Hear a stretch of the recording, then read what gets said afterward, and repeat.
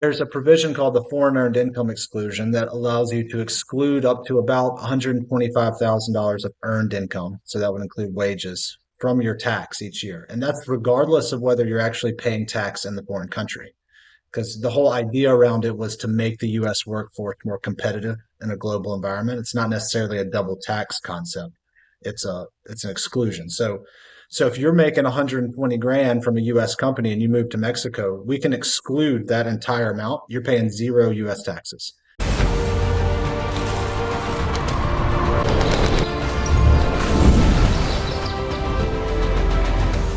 Hi, and welcome to the Ronin Mindset podcast. My name is Steve Didier, and this is the podcast for you if you are a global citizen, expat, digital nomad, or somebody who's looking to break into that lifestyle and break free of the matrix. And today we are going to talk about a critical component of all that.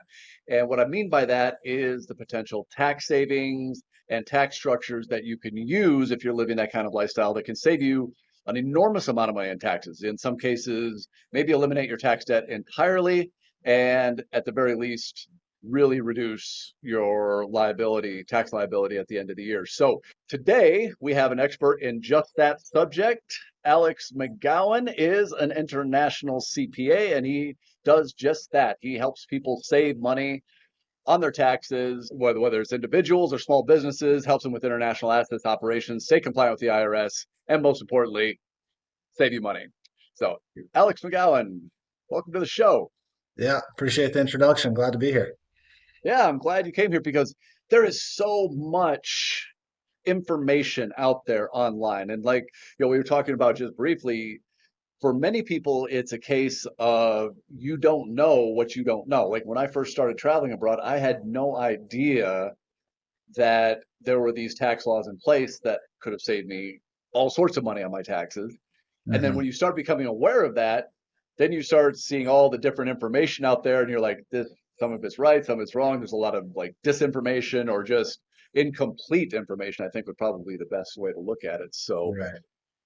Yeah, yeah, yeah, definitely. I'm Yeah, I glad mean, you're I here. You would can say, clarify some of that for us. yeah, for sure. I mean, the information that's out there, it's funny because I guess in my career, in my world, it's been interesting because I mean, the internet has taken off, right, with the amount of information that's out there. And before, the value in what I did was usually that there wasn't a lot of information out there about the international stuff. And now it's like there's so much when you just start Googling things and watching YouTube videos and things like that. There's so much information, you don't know what's right and wrong. Some of it is just blatantly wrong information that's out there, on Yeah. TikTok and Red. I mean, I get a lot of like, hey, did you see this TikTok video on how I can save money internationally? And I mean, some of it's right, so I'm not bashing all of it, but now it's like there's so much information. Some of it's just wrong, and some of it's just a miss or different interpretations of a gray area of rules. Because a lot of what I'm dealing with is you have a US rule built on a US system and an old US system at that, when there really wasn't remote work. Like if I look at case law for things, you're talking about a brick and mortar. The examples are brick and mortar shops. They don't have, somebody working from their computer in Thailand for a US company. That's just not really part of it. So Yeah. so there's interpretation differences and just bad information out there in general. But yeah, so I mean, there are opportunities, to be had, and the way I usually do it is, the first step is let's not pay unnecessary penalties, and we can talk about the compliance a little bit more. But then, yeah, find the structure that's right for you and saves you the most money. Yeah. And that's exactly it because there are so many different ways to go about this. And your approach to it is going to be vastly different depending on how much income that you have to work with as well. Right. Yeah, exactly. I mean, because yeah, we talked about this a little bit, but I have people, I mean, just because you read things online and there's, for saving money outside the US, I'll have people come to me and they're talking about this structure they heard where they set up a trust outside the US and connect it to a life insurance trust in the US, start loaning money between, and this super complicated thing. And then I ask them how much money they're making each year, and they're like, oh, $80,000. It's like, well, there's other options. So it's a balance between complexity and and tax savings at the end of the day. So, for people that are, you know, managing a general, there's a regular person salary. There's one strategy for that. There's strategies for people that have multiple businesses. There's strategies for, people that are solely living off investment type income. It's different for each person. Um, and yeah, so it's hard to find your strategy, just by reading what somebody else did, Right. because it might not work for you, you Yeah, know? it might not be applicable to your situation in the Yeah, least. exactly. Well, let's start with something very basic. Let's talk about, because a lot of the people who watch this podcast can be digital nomad types. So they're either going to be doing remote work or maybe have a small business that allows Mm. them to travel.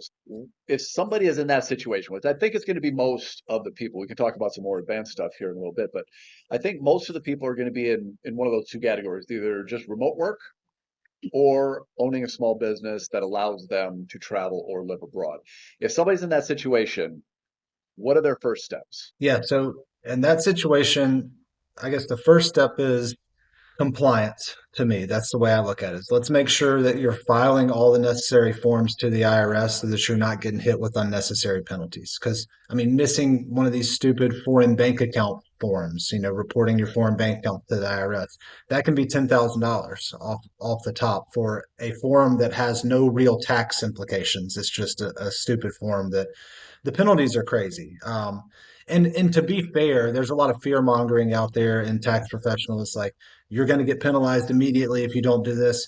The IRS really is not that aggressive at this point, in my experience, with some of these international penalties. It really depends. I mean, I don't, probably not great for me to say that because there are situations where they can be, but in general, like if you miss your foreign bank account reporting, you can file it late and you're probably not going to get penalized. But at the same time, you want to sleep well at night, and so you don't want this thing hanging over your head. So step one Yeah, is file the right forms. And then step two is, in those cases, you want to make sure you're not paying tax to both countries at the same time. You know, so right, so before we even get into tax savings, let's make sure you're at least not worse off by moving right, to a foreign country. So like right. You don't want to get officially, double taxed. yeah, the double tax. And that comes in more usually, like, and depends on where you're moving, right? Like if you move to Europe somewhere, you're probably paying more taxes in that foreign country by moving there if you become a tax resident. So we just want to make sure you're getting a credit in the US for the taxes you're paying in the foreign country, so you're at least not worse off.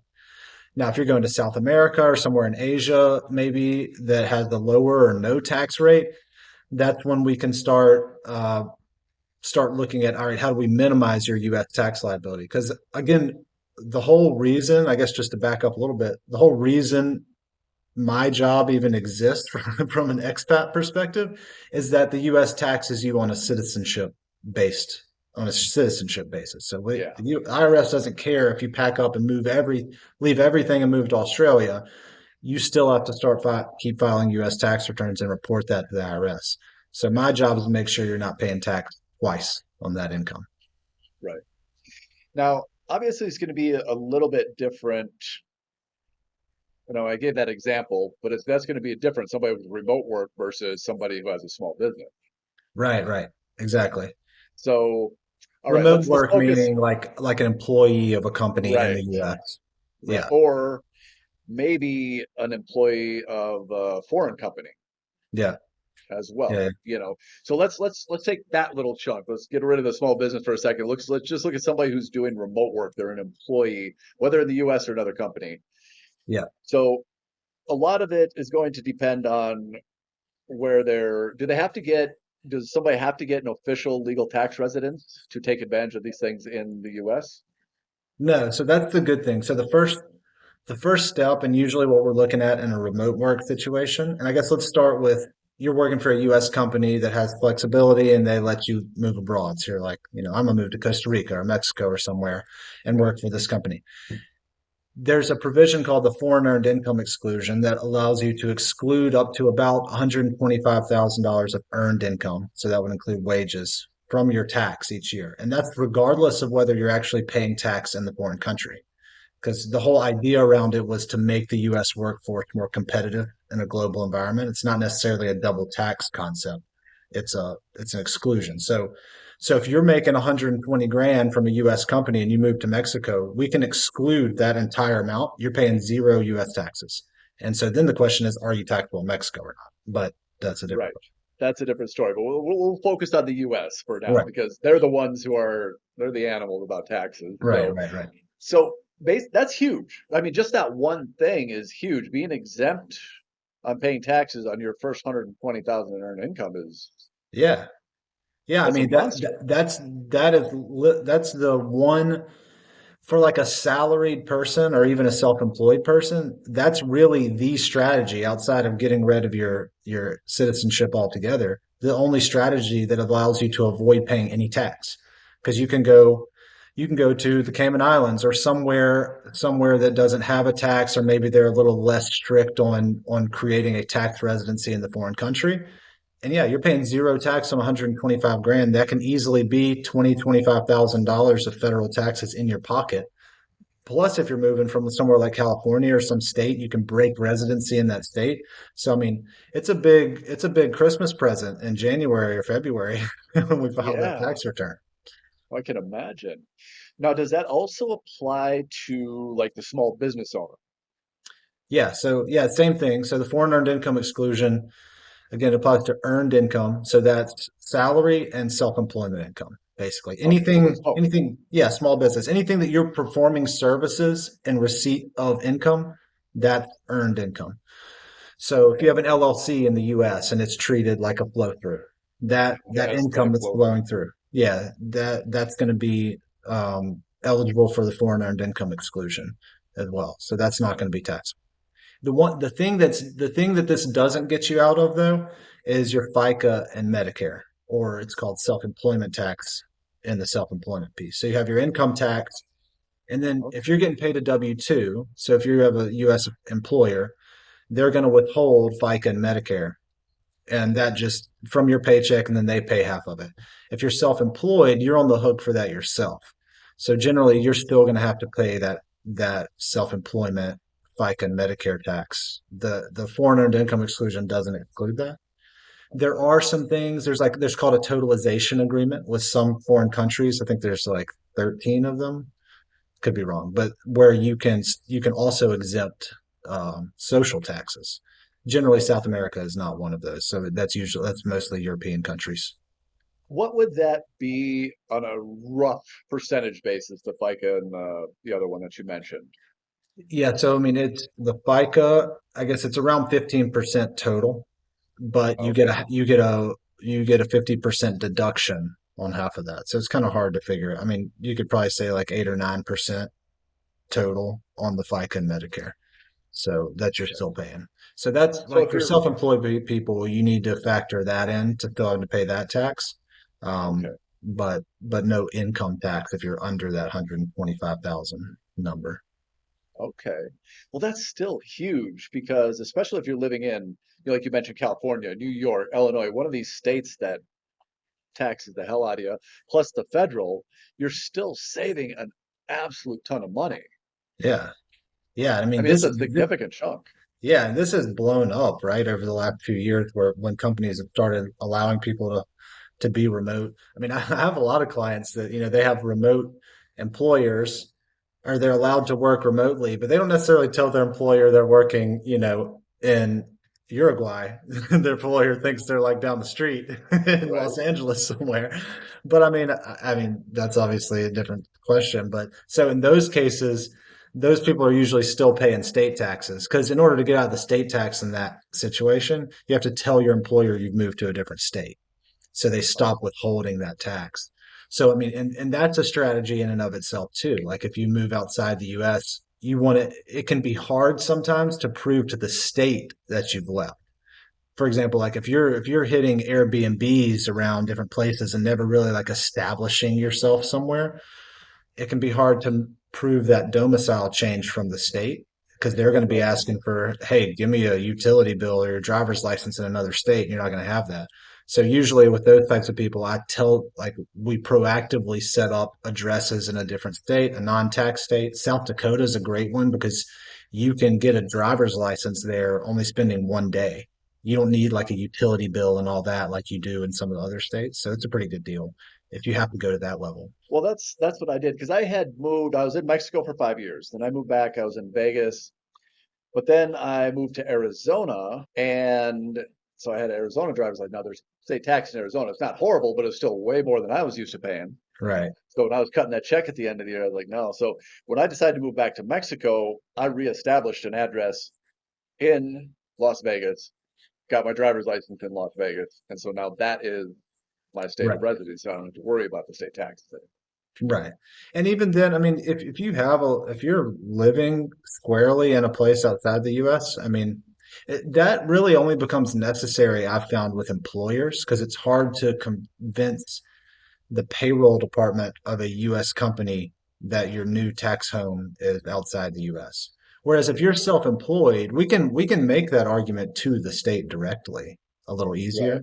But if you have a W-2 that says you have withholding in California, it's almost impossible to convince California to give you that withholding back. Yeah. Yeah. Might as well be proactive about it and just not even nip it in the Yeah. bud before it becomes an issue. Yeah, exactly. Yeah. Okay. So you got that basically 125,000, give or take a couple thousand, that is essentially tax-free outside of the, you said roughly about 8 or 9% with FICA and a few little Right. things like that. So now if you start earning over that 125,000, do you just start paying the tax on the stuff that comes up over that amount? Yep. Yeah. So if you make 200 grand, you can exclude 125,000 and the amount over that is going to be taxable. If you're paying foreign taxes for some reason, you can then credit your foreign taxes against that number. But yeah, it'll be the excess. The only trick though is that it doesn't affect your tax rate. So, we have a marginal tax rate system that goes up as you earn more money. So let's say you make 300 grand and you're in you jump into, what is it, the 32% bracket or something. Okay. If we exclude 125,000, it doesn't say that the next 175 you start from zero again. You use the same bracket as if you earned the whole 300. So it doesn't affect your tax rate on the extra amount, but you still don't pay tax on the Right. 120. It's the stuff in excess of the 125. Got it. Got it. Now, if you have an LLC or something like that in the US, or maybe even you have set up another offshore type structure, you can still deduct expenses from that LLC like you typically would on both of those if you had, whether it's US or US and a foreign Yeah, corporation, correct? yeah. Okay. Now, does that extend to things like travel, your airplane tickets, your Airbnbs, and all that? Can you take that as a deduction off the top before you start taking earned income? Yes. Yeah, it's the same rule as with the US. Like if you have a self-employed business in the US, it's the same deduction rule with travel in that you first have to establish where your tax home is. So where do you live and work? And if you're deemed to be away from home overnight, then your travel expenses can be deducted. So for example, if you're living in Mexico and you are going to go meet with a client or shoot a video or something, in a different city in Mexico and you need to stay there overnight, that travel is deductible just like it would for a US company. Okay. Um, yeah, that So works the same way. let's talk about that tax home concept. Yeah, For a digital nomad, like if I look at myself in 2023, I didn't stay any place for very long. right. I was in, I think, 22 different airports that year. So I was bouncing. So I didn't have technically Yeah. a tax home. So how does that work then? Could you still take all those travel Yeah, deductions? that gets a little tricky, and honestly, that's going to be like a kind of a case by case, like looking a little that gets a little complicated. But I would say the rule is that it's called an itinerant worker, meaning your tax home follows you around, which is not a good answer for the travel expense because you've never left your tax home because you're always with it. Right. But that it there's not that's one of those things where that's where the misinformation can come out because there's there's not like a rule that you clearly follow. There's a bunch of case law out there, and we have to try to apply your facts to that case law and make a reasonable conclusion as to where your tax home may have been. So, Okay. like what I would do in that scenario is that we'd try and figure out, all right, what's the least amount of work you need to be doing in one particular place, or how long do you need to stay there so that we can call that your tax home, so that you then can start taking deductions. Um, yeah. Now, for that to be a tax home, as far as the IRS is concerned, do you need to be paying taxes to that country then for it to be considered a legal tax home? Or can you just say, No. hey, this is my tax home? Yeah, no, it's just where you're living and working. Really, where you're working is your tax home. It doesn't. It is kind of the terminology is confusing because they all kind of overlap these words. But like tax home has nothing to do with where you're actually paying taxes. Like a tax home is like for me, Okay. I work a lot out like Mobile, Alabama is my tax home. Like Right. specifically that place because this is where I live and work. So me Right. traveling, like I'll work at my house sometimes and I'll work, have an office downtown. So me traveling between those two places is not, I can't take an expense for that because I'm still within my tax home. I'm just Right. commuting. Whereas Right. if I went and stayed, in Pensacola, Florida for a night, meeting with a client and coming back, that I left my tax home, which is Mobile. So the Okay. tax home is a very specific place. It's not a country. It's it's a place. Okay. So for me, I'm here in Monterrey, Mexico. I was here for most part of 2024. So this would be considered my tax home. Yeah, exactly. Okay. But that doesn't mean that I'm necessarily paying taxes to Mexico because right now I'm on a tourist visa. I don't have a temporary or permanent residency here. So it's just 6 month tourist visa, but I Right. bounce out and I travel anyway. So that would be my tax home. So any travel outside of Mexico in this particular case, and that would be deductible according to the law. Yeah, exactly. Yeah, that could be deductible. Okay. And if you're just bouncing everywhere month to month, you spend 12 months, 12 different countries, you could just kind of have the option to pick and choose. Uh, that's where it can get complicated is to figure out like where Okay. have you established a tax home. I mean, I think in that case, it could be hard to argue that you've established a tax home anywhere. The IRS would probably say you're an itinerant worker and your tax home just is where you are at any point. So there's that Mm, travel, you're never really traveling. You're just kind of moving your tax home around everywhere as opposed to like this is your tax home and you're traveling from to and from it, you know? okay, okay, that makes sense.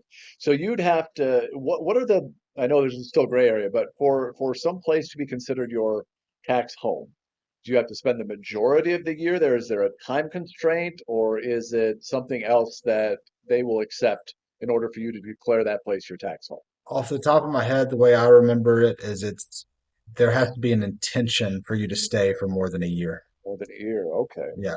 So if one was to purchase a condo, like I'm looking at purchasing a condo in maybe Bangkok or Da Nang, Vietnam. Hmm. If you own something, would that then further the argument that that's your tax home? So, the tax home is really where you're working. Like it's not really a personal place. It's like where you work. Like for example, like most people, if they like the common example is somebody that commutes to a job. So like if you live in a place and you commute, say to a different state or wherever to work every day, your tax home is where that place you work, not where you live, because that's where you're Mm, working. So yeah, I mean the tax home thing, that's a specific area of the law. I think that's a little bit harder to nail down. And that's where there is some planning opportunities, I think, where you kind of have to be proactive with that. And that's where this comes in like where I talk to people a lot, it's they come back to me and say, I've been doing all this traveling and living abroad and I come to the US some, can I take this foreign earned income exclusion? Can I deduct my travel? and and it may be that like they came to the US for like 3 days more than they should have, and now they've lost out on the exclusion, or they didn't stay in this foreign country long enough, like by a short amount of time, to establish a tax home. And that's where I just think on the front end, being aware of these rules so that because in most cases it's like it's not if you're traveling around a lot, it's probably not that important whether it's like 2 or 3 days here or there but it could save you a ton of money if you just knew the rule, ahead of time. Right. So, Right. so yeah, That's why this is a prime example of why it pays to consult with a tax professional who knows specifically these international laws, because this is one of the areas where I myself, when I really started digging into this a couple of years ago, this is one of those areas where there's just a lot of information that doesn't match each other. And this person says this on YouTube, and this person says this, and yeah, they say it very confidently, but right, there's got to be, they both can't be right. You know what I yeah, mean? yeah, So exactly. like, for example, I'm looking for, obviously we're talking about setting up for me a offshore corporation. Mhm. Now, I know we're considering the different countries. Let's use Dubai as an example. I think, and I could be wrong on this, but I think it's like you got to be there 2 days to establish residency. So if you had a legal structure there, some sort of corporation and residency, but you claimed that, that had you going to different places for work, would that kind of still be gray area? You're like, okay, hey, this is my home, but I have to go here to do this, and I have to go here to film that video, or I have to go here to film that podcast. Right. Yeah, no, that's legitimate. Like establishing that tax home and then yeah, leaving for a specific purpose related to your job and coming back. I mean, that would be part of establishing the tax home is building that case around that, you know? Right. Yeah. That would be something that would be applicable to me personally. Yeah. If you're a remote worker, it'd be tough to pull that off. I can say, well, I needed to travel someplace to do this podcast with this person. I needed to travel, that's Yeah, like I it's think that's a good point. legit, really. There's a difference between like living somewhere and going somewhere else for a specific purpose for the job and coming back than it is going to Thailand for a little while, going to Vietnam for a little while, going, like and like living in these different places throughout the year, Right, as opposed to like living in one place and going to these other places for a specific purpose. And that's where it comes down to just a little bit of strategy on the front end, just to kind of build that case ahead of time. It doesn't yeah, mean you can't go live a little bit in these places and do some work, but you just have right, to be a little careful with crossing the line, basically. And right, that's what it's about. It's kind of determining that line and how it applies to your facts. right. Or the facts that you can present, at least. Right, right. Or building your facts around that line. Because Right, that'd be a good way right, to describe what I do it. Is find the line, then build your facts. What are the actual facts, and build the wanted facts around that line, just short of it. right, right. Yeah. And I think that's, being a so gray area, and obviously, like you kind of referenced at the beginning, it would take a lot of work for an IRS agent to start tracking all of that kind of stuff down. And I'm not encouraging anybody to do something that's illegal here by any means, but Yeah. the real is the fact of the matter is, one of the biggest advantages when you start setting up like different corporate structures, in my understanding, you've got privacy, Mhm. and you have that opportunity to write off different things and stuff like that. Like, for example, let's just say that in the example I used for a minute ago with the corporation in Dubai. Okay, hey, I've got residency in Dubai, which is a zero personal tax country. Yeah. Okay, I'm gonna that you know what, they're gonna send me on a 3-month trip to go do podcasts with people. Mhm. I'm back to Dubai for a little bit. Oh, they're gonna send me on another trip Right. or whatever. If in this situation where you have maybe LLC in the U.S. is a flow through, and you have that foreign corporate structure, does the deductions go, like, for example, if you're putting all of that travel expenses and all of that stuff on the debit card or credit card for that foreign corporation, Right. that's going to be a lot easier to paper trail because they'll allow you to take those deductions. I think with some variations, I think Dubai changed their tax rate to 9% on the corporate tax, but you get to do the deductions. So if Right. you're taking all those deductions legally in that country, it makes it a lot easier to present those facts in the US, correct? Uh, yeah, I mean, I think that's one way to look at it. The foreign companies is where what I do kind of gets fun, I think, just because, you do have to apply the US tax law in coming up with deductions, even if it's in a foreign company, as it applies to picking up your personal income tax. But it Okay. depends on how you structure it. So, and this is like I have a client. I talked to this week that set up a Dubai company, and that's what we were debating was how we want to structure this Dubai company because the default for a foreign LLC is the opposite. Like a US LLC, when you set it up, it's a flow through, meaning you're picking up the income and expenses of that company, regardless of whether you take distributions. That's the idea of a flow through. If you set up a foreign LLC, it's the opposite in that it defaults as a corporation. like So, a C type like a corporation. yeah, think about like a C corporation, so that that company pays tax in its local jurisdiction if it's subject to it, and then you don't pay tax until you take money out of that corporation as a dividend or salary.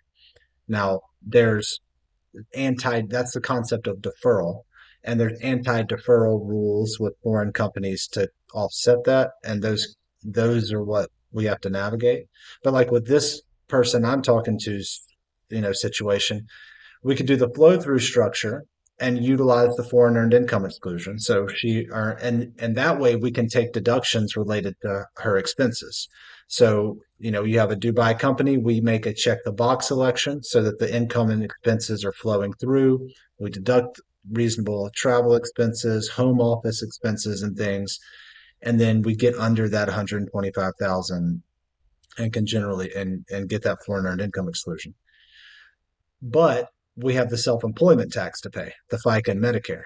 So the way we've structured to get around that is we leave it a foreign corporation and you employ yourself through the foreign corporation. So you pay yourself Right. a salary out of the foreign corporation and the Which would benefit, go toward your foreign income, which would also the be eligible 125. for the exclusion, correct? Right, the exclusion. And the benefit there is that a foreign company does not have to pay U.S. Social Security taxes or withhold U.S. Social Security taxes to an employee that's doing services outside the U.S.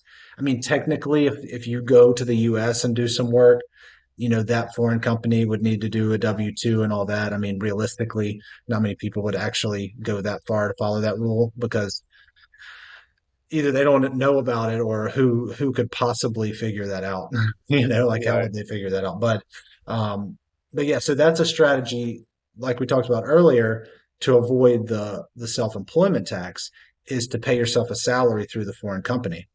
right. um, but as far as deductions and things, like if you go the flow through route, you apply the same deduction rules as in the US. So you can get in situations maybe where like something that's deductible in Dubai may not be deductible for US tax purposes. It just depends. Okay. Yeah, because I know one of the biggest pieces of bad information that I had picked up along the way is that you can set up one of these foreign corporations. Let's Right. just keep with the Dubai example, just because it's easy. Right. Say you get paid, I don't know, 300,000. You take out 100,000 for your personal income, or 125, so you're the foreign income exclusion, Right. and the rest sits in the corporation. Now, what I was told is that, okay, well, we've got 200,000 sitting in that corporation. We can have that corporation go buy a condo in Bangkok, and you never take it as personal income. It's owned by the corporation. But you said that Ah, when you're taking that money out like that, the US still wants their chunk, even if it's buying a right. property that still will remain in the umbrella of that foreign corporation. Yeah, that's a good kind of. So I guess there's two things. One, in that scenario, what you'd have to be careful of is, yeah, if you're making a personal expenditure out of the foreign corporation, like a condo or something like that, then the IRS would probably look at that as a dividend to you and you purchased it. They would recharacterize that. So you'd have to try and make the argument that that purchase out of the company was related to the business. Now, like with a condo, that's doable. I mean, you could say part of this business's activity is like it's going to be a Investments. rental condo, a rental place Yeah. or something, or maybe it's for the business. I don't know. I mean, there's a legitimate argument that like real estate, you could say is a business expense, and we could start depreciating it. Now, if you start using that property personally, and the company owns it, then technically you might have some rent you need to pay to your own company. But there's some strategy around that. But I think the main misinformation that's out there is that let's say you don't buy anything, the company makes $300,000, you pay yourself 100,000, that 200,000 people think you don't have to pay tax on that. And that is the general rule. That's the concept of deferral, that you don't have to pay tax on that until you actually take it out. But the anti-deferral rules for controlled foreign corporations are what get people. And the main one is actually called GILTI, believe it or not. It came around in 2018. It stands for Global Intangible Low Taxed Income. And it basically says any income related to intangible assets, you have to pick it up today, whether you brought it in or not. And intangible, and this is always confusing to say, but the way they define it is income in excess of a 10% return on real property assets. So if you don't have any tangible fixed assets in your business, if you're a service business, it's all intangible, it's all guilty. And so you have to pick it all up. Okay. So, but the way around that is you can make an election to treat yourself as a corporation, and a US corporation today will pay a 10.5% rate effectively. It's kind of confusing how you get there, but it pays effectively a 10.5% rate on that guilty income. So, and then you Okay. can defer it. So that's where it comes into a cash flow question. If you're making, $5 million a year, you probably don't need that much cash every year. So you can defer a lot, pay a 10%, 10.5% rate on it. That sucks, but it's better than 37%. And Yeah. and then you can defer it to later. Whereas, if you're making 300,000, the benefit of deferral may not be big enough because you are going to have to pay tax again when you take it out. So you're paying 10.5% now. You'll pay tax again when you take it out. But if you can defer it long enough, then it's worth it. But so that's where it comes into levels. So, you know, generally, like just a typical human that has like a normal business, not ultra wealthy, we're playing with that foreign earned income exclusion and avoiding and seeing if we can't avoid the self-employment tax. That's Right. really the move I'm That playing around with a lot. that's the game for probably 80% of people. Right, exactly. That's generally the game. Or people are giving up their citizenship altogether. I have that game people are playing as well. That's a whole different route. But You're still liable for US taxes for 7 years after you give up your citizenship, though, correct? no. Oh, see, bad information I was told. Right. Yeah, I mean you have to be compliant for 5 years prior to having given up your citizenship, and there's an exit tax you can pay, have to pay depending on your wealth. Um, that's that in some case, there's some advisory that you can do around that. but but yeah, that's another option. One one more question, and you because you triggered you reminded me of that. You said that a corporation controlled by a U.S. national. Mhm. That's a majority control, right? Right. Yeah. So if you had a 49% interest and say, oh, my girlfriend is Mexican. Mhm. If she had 51% control of that company, then the whole that deferment and all that other stuff would be Yeah, out the that window, goes correct? away. Then back to the old rule of, yeah, you don't pay tax till you take it out. Then it's no different than owning stock in Apple. You pay tax when you sell it or get a dividend or if you get a salary or something. But And that's actually, only if it's you even take it out 50-50. yourself personally, right? Yeah, like I mean, one of the main strategies I use with people, especially people that have non-resident spouses. I mean, granted, you got to trust this person, right? Because you're giving them 50% of your business and whatever it is. Yeah.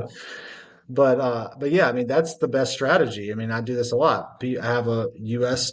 citizen that owns a company, a foreign company, 50-50 with their spouse, and it can be 50-50. It doesn't have to be 49-51. Oh, okay. Um, and yeah, and so now it's no longer a controlled foreign corporation. Pay the non-resident spouse. So foreign company paying a non-resident has no U.S. tax implication at all. Um, and then so then there's no tax in the U.S. That's really the way if you have that trust Right. Yeah. with Yeah. someone. Right. That would really be the way if you wanted to really kind of pay no taxes legally.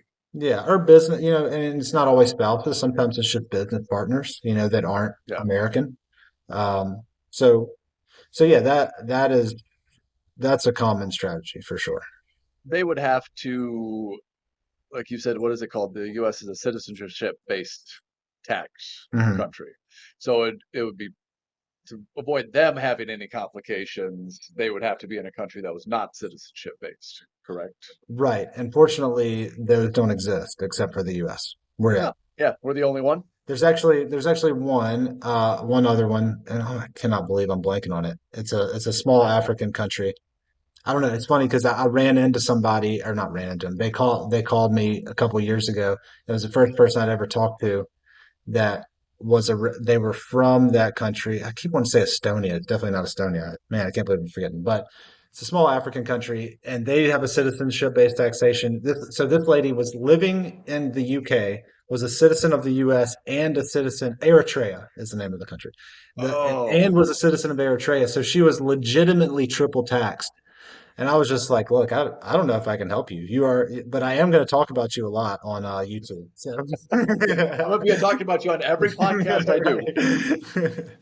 Yeah, that was funny. That's Yeah, I felt bad for crazy. her. But yeah, so it's really just the US. And even Eritrea, it's different. It's not as intense as the US is based citizenship based taxation. Yeah, But yeah. yeah. Uncle Sam is well. At least they put a kibosh in those 80,000 extra IRS agents. So Yeah, and they maybe actually maybe they they won't be they put out chasing a this guy. bill. They put out a bill in December to end citizenship-based taxation because Trump ran on that at one point. He actually said during his campaign he was going to end citizen. He actually the way he phrased it was end double taxation, Uh, which was a different way of saying it. But I don't know. There hasn't been a whole lot of. He kind of backed off that. I think that was a little bit of posturing for campaign purposes. We'll see. There's a legitimate bill out there now to treat residents outside the U.S. that are citizens as non-residents. So you only pay tax on U.S. source income, which is what it should be, right? I mean, that yeah, makes that's the most that's sense. common sense. Right. I I mean, mean, just like a state, like if you leave California and move to New Mexico, it's like, why should you keep paying taxes in California? You don't. yeah, You break residency. And then, yeah, if you move back to California or you keep earning income there, sure, it's going to be taxable. But yeah. yeah, that's the proposal, but we'll see what happens. That's the way it should be. Unfortunately, I don't think it matters to the majority of people because they're not in that situation. That's the problem. It's a small bit of people. I mean, they say it's 9 million expats outside the U.S. I think that number is a little high. I don't think that it's hard to tell, but It very well could be. I know well, supposedly, I've seen a couple different sources that there's almost 2 million American expats living in Mexico. yeah, yeah. So maybe I don't you're know how right. many, I don't know how many of those are official expats I or get varying because like some of the organizations I work with, like I speak with American Citizens Abroad, who has a big push on. It's a nonprofit organization that tries to do a lot of things, but the big thing they're working on now is this citizenship-based taxation thing, and they're trying to argue the number's a lot lower than 9 million because the problem is if you say the higher the number you say the expats are out there, to get that bill pushed in, that's a cost to the U.S. government, right? Like yeah, to end citizenship-based taxation, they're saying, all right, well, we're going to lose this revenue, and then it's a deal breaker. So organizations like ACA are trying to say the number is much lower, and so who knows? I think you're probably right. Like if there's probably 2 million, and you got to think like I don't know. There's a lot of expats out there we just don't know are U.S. citizens, and they just, yeah, because a lot of people I talk to, they're like, "Hey, all my friends that are U.S. citizens don't file tax returns. Why are you telling me I have to file a tax return?" I'm like, I'm, you know, well, you whatever. There's don't a lot have of to, people but that you choose. may have issues. Yeah, I mean, there's a lot of people that choose not to, and you know, like there's a good chance nothing will ever happen. But if you ever want to come back to the U.S. or do work with the U.S., it complicates things. It can make it very expensive to start interacting with the U.S. again later. You know, Yeah, yeah. um, So you do want to kind of plan. And I like doing things right. And that being said, I try and keep things very compliant. But the whole citizenship-based tax thing is one of the most irritating and frustrating things yeah, I yeah. can I mean, imagine. And I that's deal with a just lot of people like they call them accidental Americans. People that have never set foot in the U.S.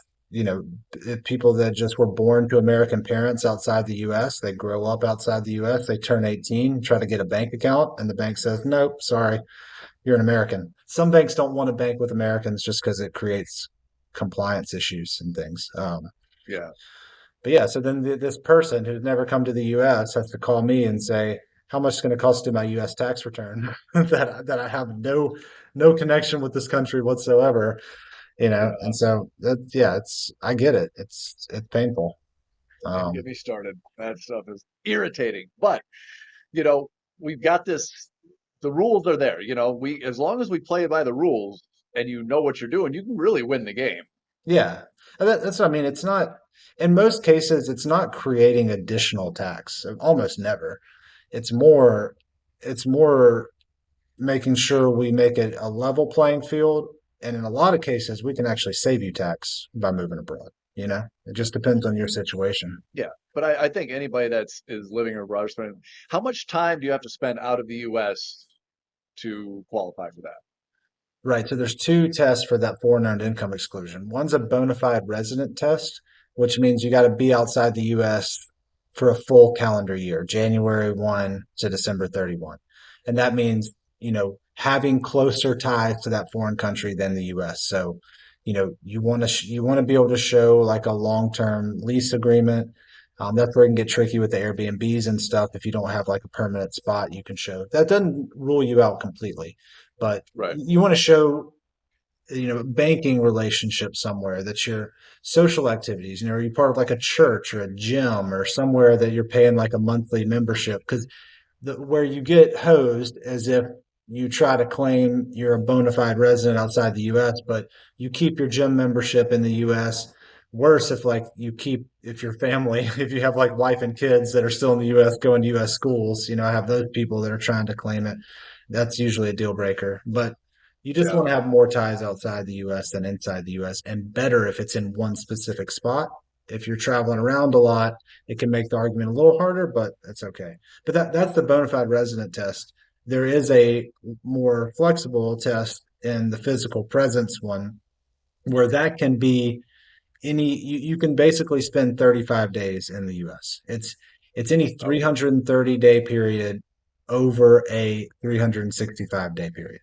So if you move to Mexico today, then so if you move to Mexico February 13th, then you we would go forward 365 days to February 12th of the next year, and you would only have 35 days to be in the US during that period. And that's where I say, like, if there's a lot of people I talk to, if they knew that rule, like maybe they spend like 40 days in the US and they just yeah. lost out on $125,000 exclusion for those extra 5 days potentially. A lot of people can manage that.